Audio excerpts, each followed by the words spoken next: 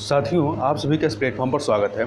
यहाँ पर हम लोग यूपीपीसीएस 2021 जिसकी प्रारंभिक परीक्षा अक्टूबर 2021 में होना निर्धारित है, उसके लिए टेस्ट देख रहे हैं। आज के दिन जो हम लोग टेस्ट देखेंगे, यह विजन आईएएस जो कोचिंग संस्था है, उनके द्वारा जो यूपीएससी के लिए जो टेस्ट सीरीज कराई गई है, उसी में से एक टेस्ट को यहाँ पर हम लोग देखेंगे। तो यह जो टेस्ट है आपका, वह यह यूपीएससी के लिए भी लाभदायक है, और चूँकि अब पीसीएस का पैटर्न जो है वो चेंज हो रहा है और यूपीएससी के पैटर्न पर जा रहा है, तो ये प्रश्न आपके लिए पीसीएस के लिए भी काफ़ी उपयोगी हैं। तो इसलिए आप पीसीएस के नज़रिए से भी और यूपीएससी के लिए भी आप इसको देख सकते हैं। तो इस प्रश्न पत्र में पूरे 100 क्वेश्चन हैं। इस वीडियो में हम लोग इसके 50 प्रश्नों को व्याख्या के साथ देखेंगे, जिससे कि वीडियो लंबा ना हो पाए। तो चलिए प्रारंभ करते हैं। इसमें पहला प्रश्न है कि उपचारात्मक याचिका अर्थात क्यूरेटिव पिटीशन के बारे में यहाँ पर दिया गया है, निम्नलिखित कथनों पर विचार करना है। पहला, यह अंतिम दोष सिद्ध के विरुद्ध पुनरीक्षण याचिका खारिज होने के बाद दायर की जाती है। दूसरा कथन, इसका भारतीय संविधान के अंतर्गत उल्लेख किया गया है। तीसरा, यह 5 वरिष्ठतम न्यायाधीशों की पीठ द्वारा स्वीकृति दिए जाने पर स्वीकृत या स्वीकार की जाती है। तो इसमें कौन सा सही है? तो केवल इसमें पहला वाला कथन जो है वही केवल आपका सही है। ए ऑप्शन यहाँ पर सही हो जाएगा। यहाँ पे देखिए, कुछ चीज़ों को ध्यान रखिएगा कि यह अनुच्छेद 137 की व्याख्या पर आधारित है, जो यह उपबंधित करता है कि संसद द्वारा बनाई गई किसी विधि के या अनुच्छेद 145 के अधीन बनाए गए नियमों के उपबंध के अधीन रहते हुए उच्चतम न्यायालय को अपने द्वारा सुनाए गए निर्णय या दिए गए आदेश का पुनर्विलोकन करने की शक्ति होगी। ठीक है, तो ये जो है इसका सीधा उल्लेख आपको संविधान में नहीं मिलता है। तो दूसरा वाला कथन गलत है। तीसरा, यह जो 5 वरिष्ठतम वाला है, तो देखिए, उपचारात्मक याचिका को सर्वप्रथम यदि उपलब्ध हो तो अनिवार्य रूप से 3 वरिष्ठतम न्यायाधीशों की पीठ और संबंधित निर्णय देने वाले न्यायाधीशों के समक्ष प्रस्तुत किया जाना चाहिए। तो यहाँ पर जो 5 लिखा है, यहाँ पे 3 होना चाहिए, तो इसलिए गलत है। आगे चलते हैं। दूसरे प्रश्न में निम्नलिखित में से कौन सा या से सार्वभौमिक वयस्क मताधिकार का या के उद्देश्य है? पहला, जन सामान्य के स्वाभिमान और प्रतिष्ठा को बढ़ाना, सही है। दूसरा, समानता के सिद्धांत को प्रतिष्ठित करना, यह भी सही है। तीसरा, उत्तरदायी सरकार की स्थापना को सुनिश्चित करना, ये इसके उद्देश्यों में शामिल नहीं है, केवल पहला और दूसरा ही शामिल है। तो इसलिए बी ऑप्शन आपका सही हो जाएगा, तीसरा वाला इसमें शामिल नहीं है। देखिए, हालांकि ये जो मताधिकार होता है लोकतंत्र को परिपुष्ट करता है, लेकिन यह उत्तरदायी सरकार की स्थापना को सुनिश्चित नहीं करता है। और यहाँ कुछ चीज़ें और ध्यान रखिएगा कि 61वें संविधान संशोधन अधिनियम 1988 के द्वारा वर्ष 1989 में मतदान की न्यूनतम आयु 21 वर्ष से घटाकर 18 वर्ष कर दी गई थी। आगे चलते हैं। अगला प्रश्न है, हाल ही में क्वाड्रीसाइकिल शब्द सुर्खियों में रहा था, यह संबंधित है किससे? तो यह ऑटो रिक्शा के आकार का BS6 अनुपालक 4 पहिया वाहन है। ठीक है, आगे चलते हैं। अगले प्रश्न में, हाल ही में सुर्खियों में रहा द एनर्जी प्रोग्रेस रिपोर्ट प्रकाशित की जाती है किसके द्वारा? तो यह रिपोर्ट जो है, जो डी ऑप्शन है, उपयुक्त में से कोई नहीं, इसके ये सही होगा। अब किसके द्वारा प्रकाशित की जाती है इसको देखें, तो यह रिपोर्ट जो है अंतर्राष्ट्रीय ऊर्जा एजेंसी, अंतर्राष्ट्रीय नवीकरणीय ऊर्जा एजेंसी और संयुक्त राष्ट्र सांख्यिकी प्रभाग अर्थात UNSD और विश्व बैंक और विश्व स्वास्थ्य संगठन WHO के द्वारा इसको जारी की जाती है। तो मतलब कई सारी संस्थाओं के द्वारा मिल करके इस रिपोर्ट को जारी किया जाता है। आगे चलते हैं अगले प्रश्न में, क्वेश्चन नंबर 5 पे। तो क्वेश्चन नंबर 5 है आपका, एक सेकेंड, भारतीय संविधान की निम्नलिखित में से कौन सी विशेषताएं भारत सरकार अधिनियम 1935 से ग्रहण की गई थी? तो देखिए, संघीय व्यवस्था, इसको ग्रहण किया गया है। दूसरा, आपातकालीन प्रावधान, ये भी ग्रहण किया गया है। तीसरा, राज्यों के राज्यपाल की नियुक्ति, यह जो है इससे नहीं लिया गया है। चौथा, संघीय लोक सेवा आयोग, ये लिया गया। तो पहला, दूसरा और चौथा लिया गया है, तीसरा वाला नहीं लिया गया है।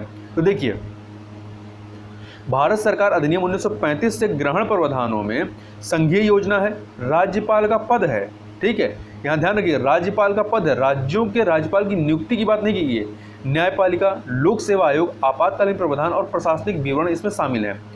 जबकि सुदृढ़ केंद्र युक्त संघ, अवशिष्ट शक्तियों का केंद्र में निहित होना, केंद्र द्वारा राज्यों के राज्यपालों की नियुक्ति तथा उच्चतम न्यायालय का परामर्शदायी क्षेत्राधिकार जैसी विशेषताएं जो है, ये कनाडा के संविधान से ग्रहण की गई हैं, ना कि 1935 के भारत सरकार अधिनियम से ली गई हैं। तो ये बातें ध्यान रखिएगा। आगे चलते हैं अगले प्रश्न पर। अगला प्रश्न है, सूक्ष्म खाद्य प्रसंस्करण उद्यमों को औपचारिक रूप देने की योजना के संदर्भ में निम्नलिखित में से कौन सा कथन सही है? ठीक है, बताना है कौन सा कथन सही है। तो पहला, यह योजना असंगठित और अपंजीकृत सूक्ष्म खाद्य प्रसंस्करण उद्यमों के लिए औपचारिक क्षेत्र में उनका पारगमन सुनिश्चित करने के लिए सही है। दूसरा, यह योजना अखिल भारतीय आधार पर कार्यान्वित की गई है, ये भी सही है। तीसरा, इसमें महिला उद्यमियों और आकांक्षी जिलों पर विशेष ध्यान दिया गया है, यह भी सही है। तीनों ही कथन यहाँ पर सही हैं। तो देखिए, हाल ही में 10,000 करोड़ रुपए के परिव्यय के साथ अखिल भारतीय आधार पर असंगठित क्षेत्र के लिए सूक्ष्म खाद्य प्रसंस्करण उद्यमों के औपचारिकरण के लिए योजना FME कहते हैं, स्वीकृति प्रदान की गई है। इस व्यय को, ये जो 10,000 करोड़ रुपए का परिव्यय, इसमें 60 और 40 के अनुपात में है। तो 60 जो है वो 60% हिस्सा भारत सरकार और 40% हिस्सा राज्यों के द्वारा साझा किया जाएगा। आगे चलते हैं। हाल ही में सुर्खियों में रहा ओसिरिस रेक्स है, ये क्या है? तो ये आपका बी ऑप्शन जो है, नासा का क्षुद्रग्रह से नमूना प्राप्त करने हेतु एक मिशन है। ठीक है, तो हाल ही में बेनू नामक क्षुद्रग्रह की पथरीली सतह पर 1 वर्ष तक अन्वेषण करने के पश्चात क्षुद्रग्रह के नमूने प्राप्त करने हेतु नासा का प्रथम मिशन द्वारा आधिकारिक तौर पर एक नमूना संग्रह स्थल का चयन किया गया है। तो ये नासा का एक प्रक्षेपित मिशन है। आगे चलते हैं क्वेश्चन नंबर 8 पे। तो उच्चतम न्यायालय के संदर्भ में भारत का संविधान घोषित करता है, क्या घोषित करता है? तो दिल्ली को उच्चतम न्यायालय की पीठ के रूप में, बिल्कुल सही है। उच्चतम न्यायालय की पीठ के रूप में एक से अधिक स्थान हो सकते हैं, दोनों, मतलब दोनों ही कथन आपके सही है। सी ऑप्शन आपका सही हो जाएगा। देखिए, उच्चतम न्यायालय की पीठ अनुच्छेद 130 में बताया गया है कि संविधान दिल्ली को उच्चतम न्यायालय की पीठ के रूप में घोषित किया गया है।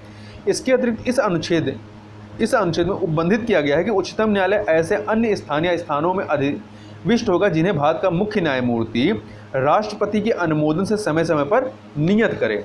अगले प्रश्न की तरफ चलते हैं। अगला है, हाल ही में पश्चिम बंगाल से राज्यसभा के लिए मनोनीत एक सांसद ने गोरखालैंड क्षेत्र के लिए एक अलग राज्य के गठन के लिए विधेयक प्रस्तुत करने की योजना बनाई। उनके दल के नेता ने उन्हें विधेयक प्रस्तुत करने के लिए राष्ट्रपति की पूर्व सहमति प्राप्त करने की सलाह दी।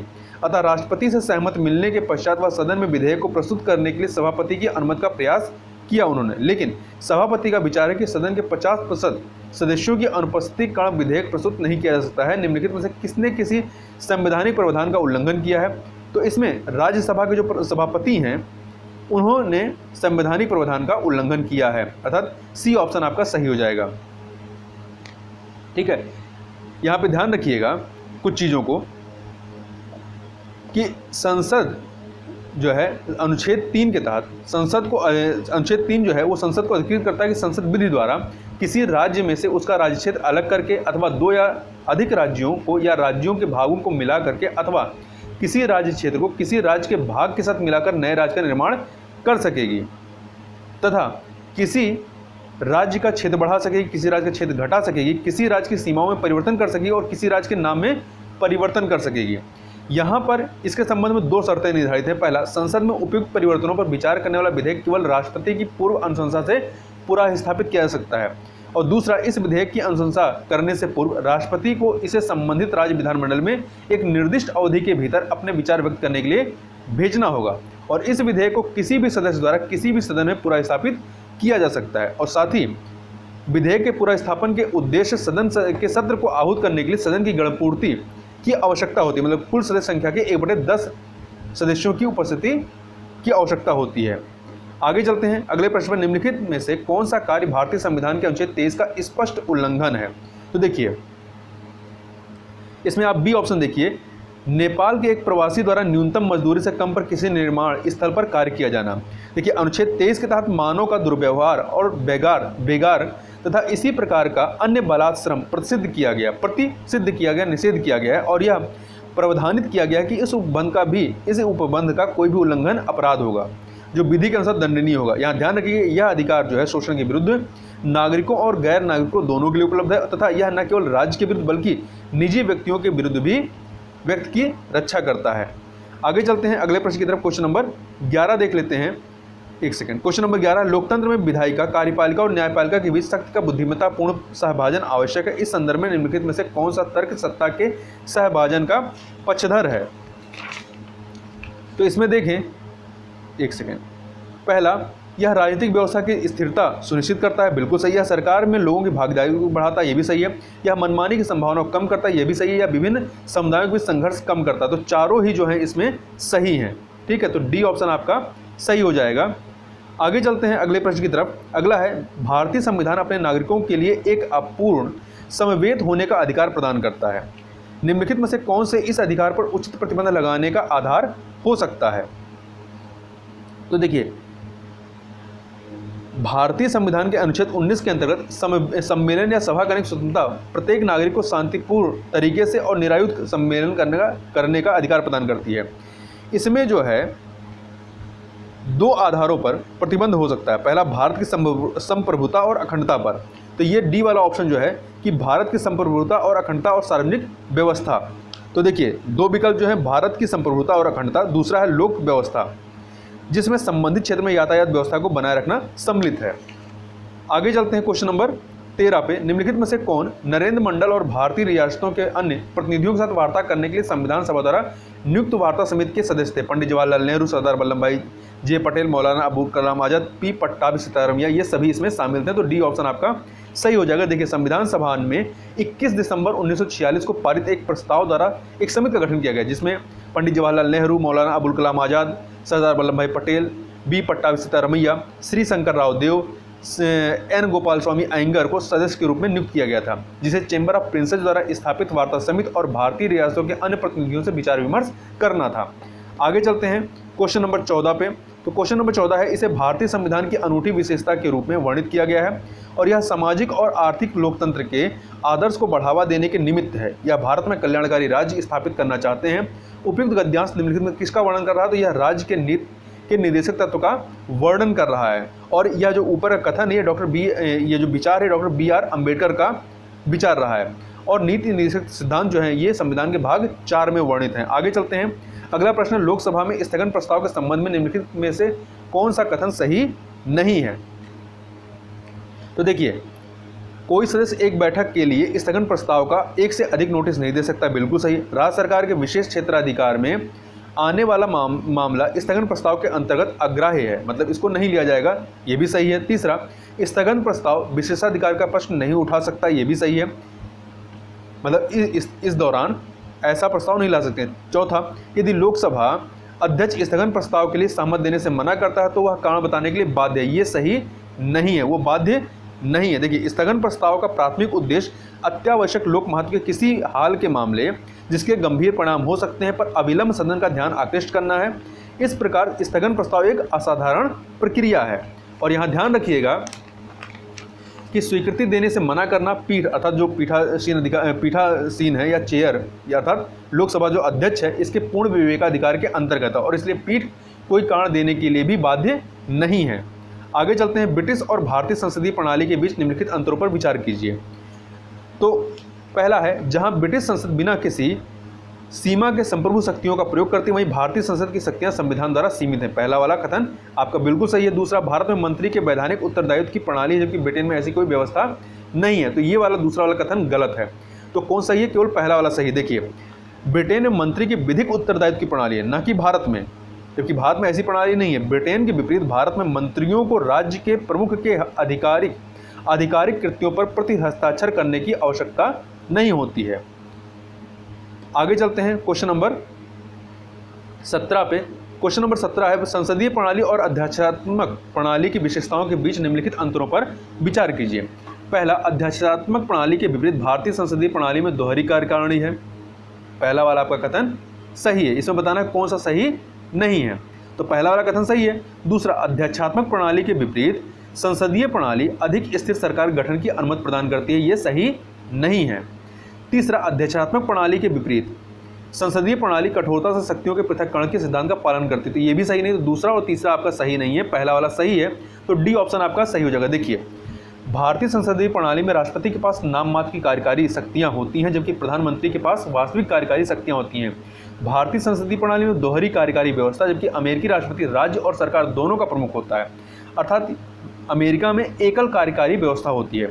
दूसरी बात, जो दूसरा वाला था, दूसरा कथन, सामूहिक उत्तरदायित्व भारतीय संसदीय सरकार का आधारभूत सिद्धांत है जिसके तहत सभी मंत्री सामूहिक रूप से संसद और व्यक्तिगत रूप से लोकसभा के प्रति उत्तरदायी होते हैं, जबकि अमेरिकी राष्ट्रपति प्रणाली का आधार शक्तियों के पृथक्करण का सिद्धांत है। ये तीसरे वाले कथन के बारे में बात कर रहे हैं हम लोग। सरकार की विधायी, कार्यकारी और न्यायिक शक्तियां अलग अलग और सरकार के 3 स्वतंत्र अंगों में निहित होती हैं।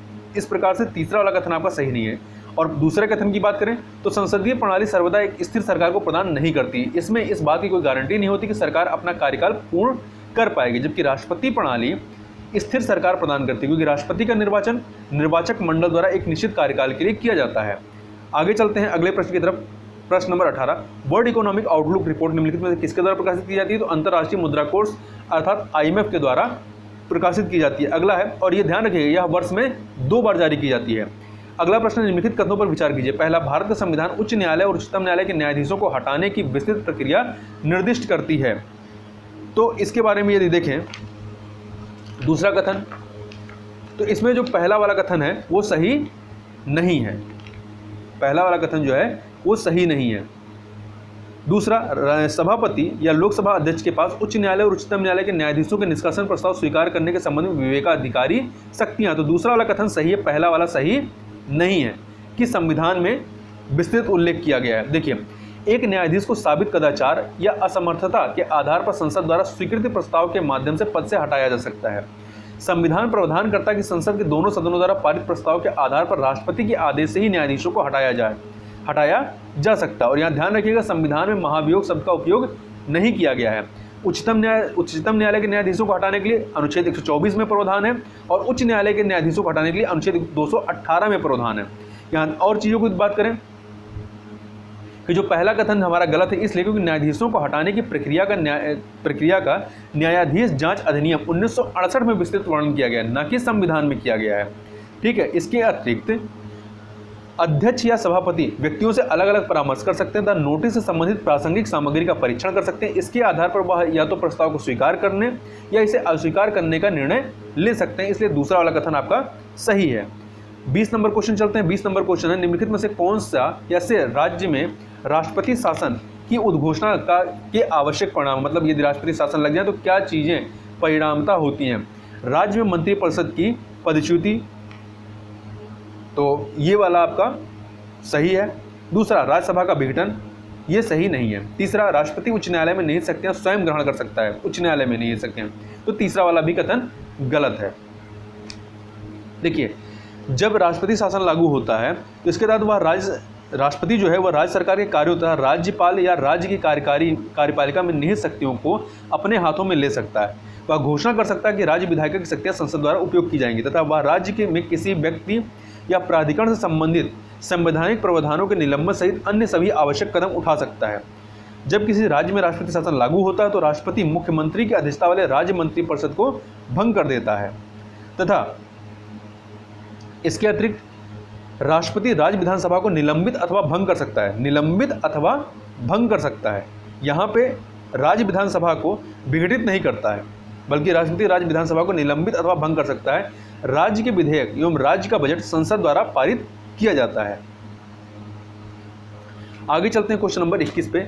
लोक अदालतों के संबंध में निम्नलिखित में से कौन सा कथन सही नहीं है? तो इसमें देखिए, पहला, लोक अदालत में मामला दायर किए जाने पर कोई अदालत शुल्क दे नहीं होता, बिल्कुल सही है। लोक अदालत में सामाजिक कार्यकर्ता मध्यस्थ या सुलहकर्ता के रूप में कार्य कर सकते हैं, ये भी सही है।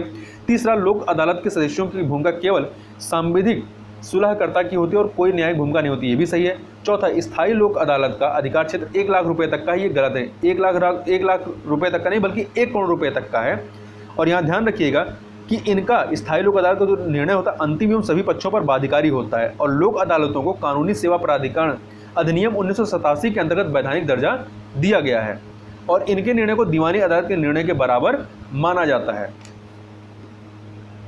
अगला है शून्य विलंब न्यायालय परियोजना, जीरो पेंडिंग कोर्ट प्रोजेक्ट के संबंध में निम्नलिखित कथनों पर विचार कीजिए। यह परियोजना विधि और न्याय मंत्रालय द्वारा आरंभ की गई थी, तो ये कथन आपका गलत है क्योंकि ये दिल्ली हाई कोर्ट के द्वारा प्रारंभ की गई थी।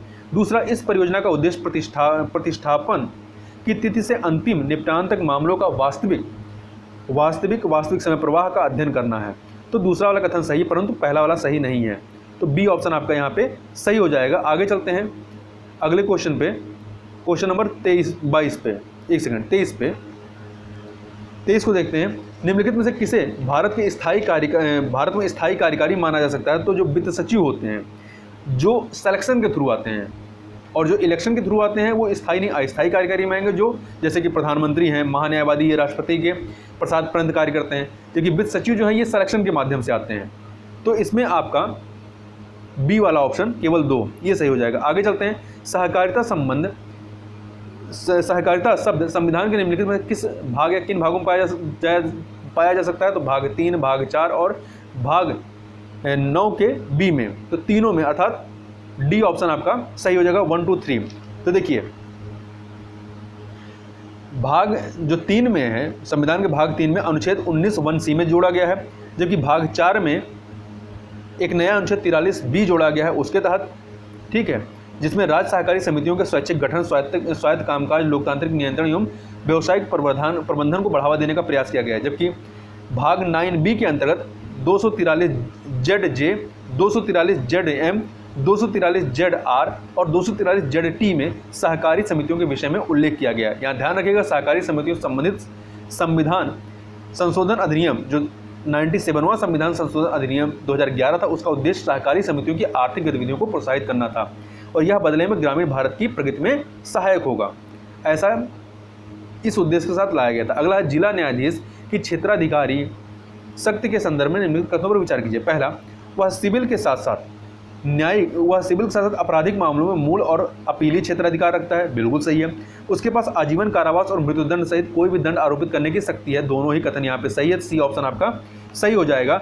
आगे चलते हैं क्वेश्चन नंबर 26 पे। तो क्वेश्चन नंबर 26 है, अधिनियम और उसकी प्रावधान विशेषताएं बताए को सुमिलित करना। देखिए, भारतीय परिषद अधिनियम 1861 अप्रत्यक्ष चुनाव का तत्व प्रचलित किया गया, तो ये सुमेलित नहीं, क्योंकि अप्रत्यक्ष चुनाव का जो तत्व है ये आपका भारतीय परिषद अधिनियम 1892 में प्रचलित किया गया था। दूसरा, भारतीय परिषद अधिनियम 1892, इसके तहत विधान परिषद को बजट पर चर्चा करने की शक्ति दी गई, बिल्कुल सही है। तीसरा, 1853 का चार्टर अधिनियम, इसके तहत सिविल सेवकों की भर्ती के लिए खुली प्रतियोगिता प्रणाली का सूत्रपात किया गया। तो दूसरा और तीसरा सुमेलित है, पहला सुमेलित नहीं है, तो यहाँ पे बी ऑप्शन आपका सही हो जाएगा। आगे चलते हैं अगले प्रश्न में। 1947 में संविधान सभा द्वारा अपनाए गए उद्देश्य प्रस्ताव के संदर्भ में निम्नलिखित कथनों पर विचार कीजिए। इसने भारत को स्वतंत्र, संप्रभु, समाजवादी, गणराज्य देश घोषित किया, तो ये सही नहीं, क्योंकि इसमें समाजवादी जो शब्द है ये बाद में 42वें संविधान संशोधन के माध्यम से 1976 में जोड़ा जाता है, तो पहला गलत है। इसने भारत के सभी लोगों की स्थिति की, अवसर की समानता की और विचार एवं अभिव्यक्ति की स्वतंत्रता की गारंटी दी, ये सही है। इसने अल्पसंख्यकों, दलितों और अन्य पिछड़े वर्गों के लिए पर्याप्त रक्षोपाय प्रदान किए, तो ये सही है। तो दूसरा और तीसरा सही है, बी ऑप्शन आपका सही हो जाएगा। अगले प्रश्न 28 नंबर की तरफ चलते हैं। 28 नंबर प्रश्न है, कॉलेजियम प्रणाली के गठन के संबंध में निम्नलिखित पर विचार कीजिए। पहला है, इसका 1993 में सेकंड जजेस केस के मामले में सूत्रपात किया गया, बिल्कुल सही है। थर्ड जजेस केस ने भारत के मुख्य न्यायाधीश सहित 5 सदस्यीय निकाय में इसका विस्तार किया, ये भी सही है। चयन मानदंडों को निर्धारित करने हेतु इसका एक आधिकारिक सचिवालय है, ये सही नहीं है, क्योंकि इसका कोई आधिकारिक सचिवालय या आधिकारिक तंत्र नहीं, और यह प्रणाली अपारदर्शी है, तो आपका पहला और दूसरा ही केवल सही, सी ऑप्शन आपका सही हो जाएगा। क्वेश्चन नंबर 29 देखें, भारत के सर्वोच्च न्यायालय के न्यायाधीश के संदर्भ में निम्नलिखित कथनों पर विचार कीजिए। पहला, संविधान ने सर्वोच्च न्यायालय के न्यायाधीश का कार्यकाल निश्चित नहीं किया है, तो ये आपका कथन सही है। दूसरा, सर्वोच्च न्यायालय के न्यायाधीश की आयु के संबंध में कोई भी प्रश्न राष्ट्रपति द्वारा निर्धारित किया जाएगा नहीं, संसद के द्वारा निर्धारित किया जाएगा, ठीक है, या उनकी आयु के विषय में किसी प्रश्न पर ऐसे प्राधिकरण द्वारा या उस प्रकार से निर्धारण किया जाना है जैसा कि संसद द्वारा प्रावधान किया जाए, तो दूसरा कथन गलत है। तीसरा, उसे स्वयं न्यायपालिका की अनुशंसा पर ही राष्ट्रपति द्वारा हटाया जा सकता है, तो ये भी सही नहीं है, उसे संसद की अनुशंसा पर राष्ट्रपति द्वारा उनके पद से हटाया जा सकता है, तो अनुशंसा कौन करेगा? संसद करेगा, तो केवल इसमें पहला ही सही है, दूसरा तीसरा सही नहीं है। आगे चलते हैं, मानवाधिकारों की सार्वभौमिक घोषणा से भारत के संविधान में निम्नलिखित में से किन मूलभूत विशेषताओं को सम्मिलित किया गया है? किसको किया गया है? तो इसमें आप देखें, मौलिक अधिकारों को और राज्य के नीति निषेध तत्व को ही सम्मिलित किया गया है, पहला और तीसरा, तो सी ऑप्शन आपका यहाँ पे सही हो जाएगा, मूल कर्तव्य नहीं है इसमें। आगे चलते हैं, अगला प्रश्न है, निम्नलिखित कथनों पर विचार कीजिए। 3 कथन दिए गए हैं। उच्च न्यायालयों की न्यायिक समीक्षा की शक्ति केवल राज्य सरकार तक विस्तृत है, ना कि केंद्र सरकार तक, तो पहला वाला कथन गलत है, क्योंकि राज्य और केंद्र सरकार दोनों तक विस्तृत है। दूसरा, न्यायिक समीक्षा का संविधान के अनुच्छेद 32 और 226 के अंतर्गत उल्लेख किया गया नहीं, न्यायिक समीक्षा का संविधान के अनुच्छेद 13 और 226 के अंतर्गत उल्लेख किया गया है। ये चूंकि उच्च न्यायालयों के तहत उल्लेख किया गया है उच्च न्यायालयों के लिए, और जबकि सर्वोच्च न्यायालयों में मतलब अनुच्छेद 32 में सर्वोच्च न्यायालयों को यह शक्ति प्रदान की गई है। तो दूसरा वाला कथन आपका सही नहीं है। पहला वाला सही है, एक सेकेंड, पहला वाला भी गलत है, दूसरा वाला भी गलत है। तीसरा, 42वें संविधान संशोधन अधिनियम 1976 ने उच्च न्यायालय की न्यायिक समीक्षा शक्ति को कम कर दिया या उसमें कटौती कर दी, ये भी सही है। ठीक है, ये भी सही है। तो केवल तीसरा वाला ही कथन यहाँ पर सही है। देखिए, 42वें संविधान संशोधन अधिनियम के द्वारा कटौती की गई थी। इसने उच्च न्यायालयों को किसी भी केंद्रीय कानून की संवैधानिक वैधता पर विचार करने से रोक दिया था। लेकिन हालांकि 1977 के 43वें संविधान संशोधन अधिनियम ने मूल स्थिति को बहाल कर दिया था। आगे चलते हैं, क्वेश्चन नंबर 32 पे भारतीय संविधान की प्रस्तावना के संदर्भ में निम्नलिखित कथनों पर विचार कीजिए। तो यह जो है न्यायालय में परिवर्तनीय नहीं है, बिल्कुल सही है। यह विधायिका की शक्ति का स्रोत होने के साथ विधायिका की शक्तियों पर प्रतिबंध भी है, ये कथन आपका गलत है। तो केवल पहला वाला सही है। देखिए, बेरूवाड़ी संघवाद 1960 में सर्वोच्च न्यायालय ने कहा कि प्रस्तावना संविधान का भाग नहीं है, परंतु केशवानंद भारती मामले 1973 में उच्चतम न्यायालय ने पूर्व व्याख्या को अस्वीकार कर दिया और कहा यह व्यवस्था दी कि प्रस्तावना संविधान का भाग है।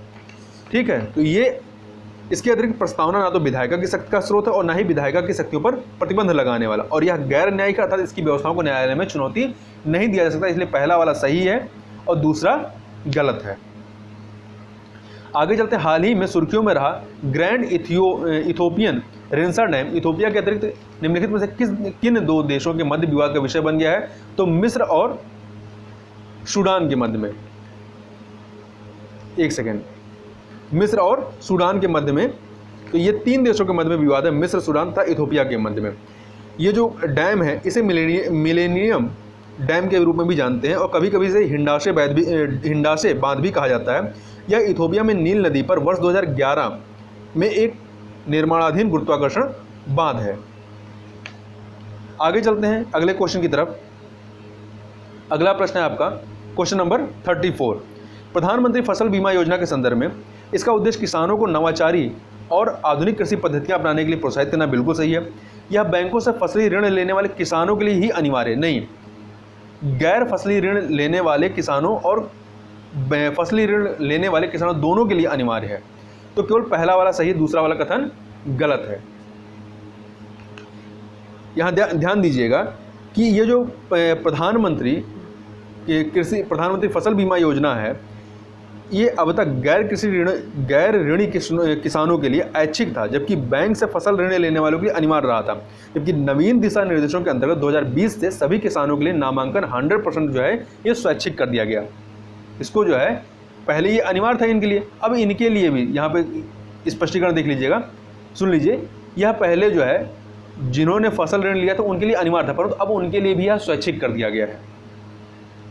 निम्नलिखित में से कौन सा प्रधानमंत्री वय वंदना योजना का उद्देश्य है? तो इसका उद्देश्य जो है वृद्धावस्था के दौरान वरिष्ठ नागरिकों को सामाजिक और आर्थिक सुरक्षा प्रदान करना है।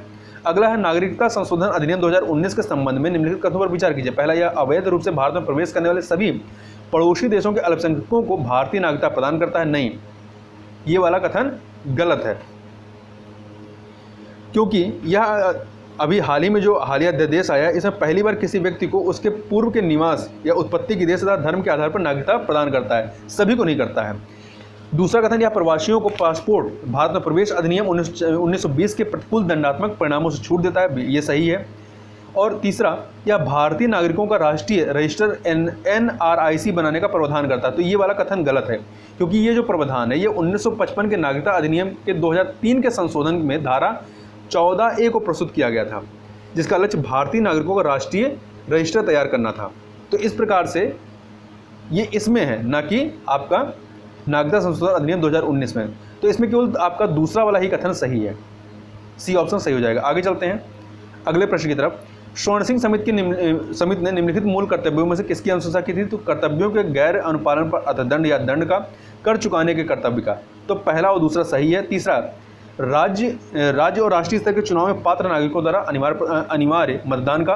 तो ये वाला गलत है, तो ए ऑप्शन आपका सही हो जाएगा। आगे चलते हैं, निम्नलिखित में से कौन सी स्थिति किसी व्यक्ति को उच्च न्यायालय के न्यायाधीश के रूप में नियुक्त होने के लिए अर्ह बनाती है। वह भारत का नागरिक हो और अपने 10 वर्षों तक उसने 10 वर्षों तक भारत के राज्य क्षेत्र में कोई न्यायिक पद धारण किया हो। तो दोनों ही कथन यहाँ पर सही हैं। तो देखिए, इसके लिए जो योग्यताएं होनी चाहिए, वह भारत का नागरिक हो तथा उसे भारत के न्यायिक कार्य में 10 वर्ष का अनुभव हो तथा वह उच्च न्यायालय या अन्य न्यायालयों में लगातार 10 वर्षों तक अधिवक्ता रह चुका हो। इसके अतिरिक्त यहाँ ध्यान रखिएगा कि उच्च न्यायालय के न्यायाधीश के लिए कोई न्यूनतम आयु निश्चित नहीं है तथा सर्वोच्च न्यायालय के विपरीत यहाँ उच्च न्यायालय के न्यायाधीश के रूप में किसी प्रतिष्ठित न्यायविद की नियुक्ति का प्रावधान नहीं, जबकि सर्वोच्च न्यायालय में ऐसा है। आगे चलते हैं क्वेश्चन नंबर 39 पे। एक सेकेंड, क्वेश्चन नंबर 39 यहाँ पे है आपका। भारत में निवारक निरोध के संबंध में निम्नलिखित कथनों पर विचार कीजिए। पहला, भारत का संविधान स्पष्ट रूप से उपबंध करता है कि निवारक निरोध के अंतर्गत किसी भी व्यक्ति को किसी भी परिस्थिति में 6 माह से अधिक अवधि के लिए निरुद्ध नहीं रखा जा सकता। ये गलत है। 6 माह नहीं बल्कि 3 माह है, ये 3 माह है। निवारक निरोध के संबंध में विधायी शक्ति अनन्य रूप से संसद में निहित है। नहीं, संसद और राज्य विधानमंडलों दोनों के मध्य में यह विभाजित है। तो इसमें दोनों ही कथन आपके सही नहीं है। आगे चलते हैं क्वेश्चन नंबर 40 पे। क्वेश्चन नंबर 40 है कि प्रधानमंत्री उज्ज्वला योजना के संदर्भ में निम्नलिखित कथनों पर विचार कीजिए। इसका उद्देश्य भोजन पकाने का स्वच्छ ईंधन उपलब्ध कराकर महिलाओं और बच्चों के स्वास्थ्य की सुरक्षा करना। बिल्कुल सही। सामाजिक, आर्थिक और जातिगत जनगणना के आंकड़ों के आधार पर पहचाने गए केवल बीपीएल परिवारों को ही कनेक्शन प्रदान किया जाएगा। दोनों ही कथन यहाँ पर सही है। सी ऑप्शन सही हो जाएगा। स्वतंत्रता पूर्व युग के दौरान उच्चतम न्यायालय के संदर्भ में निम्नलिखित कथनों पर विचार कीजिए। चार्टर अधिनियम 1833 के अंतर्गत संघीय न्यायालय की स्थापना की गई थी। तो ये गलत है। ये भारत सरकार अधिनियम 1935 के अंतर्गत जो है स्थापित जो उच्चतम न्यायालय है, इसने भारतीय संघीय न्यायालय को प्रस्तापित किया था। दूसरा, उच्चतम न्यायालय ने भारत सरकार अधिनियम 1935 के अंतर्गत अपील की सर्वोच्च अदालत ब्रिटिश प्रिवी काउंसिल को प्रस्तापित कर दिया था। तो ये भी आपका कथन सही नहीं है। यह भी जो है कथन आपका सही नहीं है। तो दोनों ही कथन आपके गलत हैं। तो डी ऑप्शन यहाँ पे सही हो जाएगा। आगे चलते हैं। संविधान की तीसरी अनुसूची किसकी शपथ या प्रतिज्ञान के रूप में संबंधित है? तो देखिए, राष्ट्रपति की है। तो इसमें राष्ट्रपति की नहीं है। यहाँ पे ध्यान रखिए, राष्ट्रपति की नहीं है। संघ लोक सेवा आयोग के अध्यक्ष की नहीं है। राज्य विधानमंडल के निर्वाचन के लिए अभ्यर्थियों की है। तो केवल 3 इसमें सही होगा। देखिए, संविधान की तीसरी अनुसूची में निम्नलिखित के लिए शपथ या प्रतिज्ञान के प्रारूप को बताया गया। संघ के मंत्री, संसद के निर्वाचन के लिए अभ्यर्थी, संसद के सदस्य, उच्चतम न्यायालय के न्यायाधीश, भारत का नियंत्रक महालेखा परीक्षक अर्थात कैग, राज्य के मंत्री, राज्य विधानमंडल के निर्वाचन के लिए अभ्यर्थी, राज्य विधानमंडल के सदस्य, उच्च न्यायालय के न्यायाधीश। आगे चलते हैं। क्वेश्चन नंबर 43 को देखते हैं। भारतीय संविधान ने असम्मित संघवाद की अवधारणा को अपनाया है। संविधान के निम्नलिखित में से कौन से प्रावधान भारतीय राज्य के असम्मित संघीय चरित्र को दर्शाते हैं? तो इसमें आप देखिए, संघ की आपातकालीन शक्तियां, राज्य के राज्यपाल की नियुक्तियां, ये इसमें शामिल नहीं है। जबकि स्वायत्त जिलों का निर्माण और अनुच्छेद 371 ये भारतीय राज्य के असीमित संघीय चरित्र को दर्शाते हैं। तो सी ऑप्शन 3 और 4 जो है ये सही हो जाएगा। जबकि संघ की आपातकालीन शक्तियां और राज्यों में राज्यपाल की नियुक्ति भारतीय संविधान की एकात्मक विशेषताएं हैं। आगे चलते हैं। भारत शासन अधिनियम 1858 के संबंध में निम्नलिखित कथनों पर विचार कीजिए। तो देखिए, इसने एक नए पद भारत मंत्री, secretary of state for India का सृजन किया, जिसका भारतीय प्रशासन पर पूर्ण नियंत्रण था। बिल्कुल सही है। इसने निदेशक मंडल और नियंत्रण बोर्ड को समाप्त कर द्वैत शासन की व्यवस्था का अंत कर दिया। ये भी सही है। तीसरा, इसने एक वाणिज्यिक निकाय के रूप में ईस्ट इंडिया कंपनी की गतिविधियों को भी समाप्त कर दिया। ये सही नहीं, क्योंकि ये जो प्रावधान आता है ये आपका 1833 के चार्टर अधिनियम के माध्यम से आता है। तो यहाँ पर केवल पहला और दूसरा ही सही है। ए ऑप्शन आपका सही हो जाएगा। अगला है, निम्नलिखित पर विचार कीजिए। वन्य जीव संरक्षण अधिनियम 1972, सिविल अधिकार संरक्षण अधिनियम 1955, निःशुल्क और अनिवार्य बाल शिक्षा का अधिकार अधिनियम 2009, राष्ट्रीय सुरक्षा अधिनियम 1980। उपयुक्त अधिनियमों में से किन अधिनियमों का उद्देश्य भारतीय संविधान के अंतर्गत प्रदत्त मूल अधिकारों का परिवर्तित करना है? तो इसमें आप देखें तो पहला वाला नहीं है। वन्य जीव संरक्षण अधिनियम 1972 जो है ये अनुच्छेद 48 का से संबंधित है, जो कि राज्य के नीति निर्देशक सिद्धांत संबंधित, ना कि मूल अधिकार से। जबकि जो दूसरा है सिविल अधिकार संरक्षण अधिनियम, सिविल अधिकार संरक्षण अधिनियम 1955, ये आपका अस्पृश्यता वाला जो अधिनियम है, अनुच्छेद है, उससे संबंधित है, तो ये मूल अधिकार के तहत आ जाएगा। निःशुल्क और अनिवार्य बाल शिक्षा का अधिकार अधिनियम 2009, ये आपका आर्टिकल 21 का से संबंधित है, तो ये भी आपका मूल अधिकार में आ जाएगा। राष्ट्रीय सुरक्षा अधिनियम 1980, ये जो है आपके संविधान के अनुच्छेद 22, जो गिरफ्तारी और निरोध वाला अधिनियम है, निरोध के संरक्षण वाला अधिनियम, उससे संबंधित है। तो आपका दूसरा, तीसरा, चौथा ये मूल अधिकारों से संबंधित है, तो आपका बी ऑप्शन यहाँ पे सही हो जाएगा। आगे चलते हैं, क्वेश्चन नंबर 46 देख लेते हैं। हाल ही में निम्नलिखित में से किस राज्य ने खेलों को उद्योग का दर्जा प्रदान किया है? तो मिजोरम के द्वारा दिया गया है, और ये ऐसा करने वाला पहला भारतीय राज्य है। अगला क्वेश्चन 47, भारतीय संविधान के अनुच्छेद 19 के अंतर्गत प्रदान किए गए स्वतंत्रता के 6 अधिकारों के संदर्भ में निम्नलिखित कथनों पर विचार कीजिए। पहला, ये केवल राज्य की कार्रवाई के विरुद्ध, न कि निजी व्यक्तियों के विरुद्ध उपलब्ध है। बिल्कुल सही है। ये केवल नागरिकों को उपलब्ध है, लेकिन कानूनी संस्थाओं और विदेशों को उपलब्ध नहीं है। तो दोनों ही यहाँ पर कथन सही है। ठीक है, तो सी ऑप्शन आपका सही हो जाएगा। देखिए, ये जो 6 अधिकार है केवल राज्य कार्रवाई के विरुद्ध संरक्षित है, ना कि निजी व्यक्तियों के विरुद्ध। दूसरा, ये अधिकार केवल भारत के नागरिकों तथा किसी कंपनी के भारतीय शेयर धारकों को प्राप्त है, परंतु विदेशों या कानूनी व्यक्तियों जैसे कंपनियों या निगमों इत्यादि को प्राप्त नहीं है। आगे चलते हैं, अगला है नौ विकास बैंक, न्यू डेवलपमेंट बैंक के संदर्भ में निम्नलिखित कथनों पर विचार कीजिए। यह ब्रिक्स शिखर सम्मेलन 2014 की फोर्ट लोजा घोषणा के अंतर्गत स्थापित किया गया था। बिल्कुल सही है। भारत इस बैंक में दूसरा सबसे बड़ा शेयर धारक है। नहीं, इसमें जितने भी इसके सदस्य हैं उनमें बराबर का शेयर है, तो ये दूसरा सबसे बड़ा नहीं है। इसका मुख्यालय संघाई में, ये भी सही है। तो पहला और तीसरा ही सही है, तो बी ऑप्शन आपका यहाँ पे सही हो जाएगा। आगे चलते हैं, क्वेश्चन नंबर 49, कुटुंब न्यायालय अधिनियम 1984 के संदर्भ में निम्नलिखित कथनों पर विचार कीजिए।